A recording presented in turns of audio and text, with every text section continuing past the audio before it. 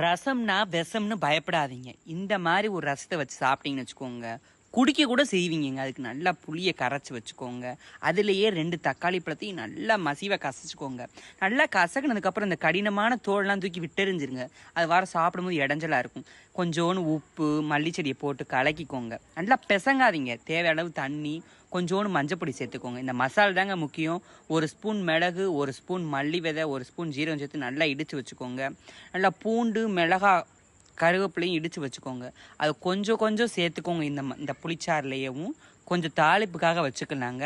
இதை நல்லா மிக்ஸ் பண்ணி ஒரு பக்கம் வச்சுருங்க. இன்னொரு சட்டியில் எண்ணெய் கொஞ்சோன்னு ஊற்றி கடுகு உளுந்து பருப்பு போட்டு தாளித்து நல்லா வரமிளகாவும் நம்ம இடித்து வச்ச பொடி, அப்புறம் மிச்சம் இருக்கிற அந்த பூண்டு இதெல்லாம் போட்டு பெருங்காயம் சேர்த்து நல்லா வதக்குங்க. கரைச்சி வச்சுருக்க புளிக்கரைசலை ஊற்றி அப்படி நல்லா முறை கூடவும் அப்படியே ஒரு வாசனை வரும் பாருங்க. நிஜமாவே ரசம் சூப்பராக இருந்துச்சு.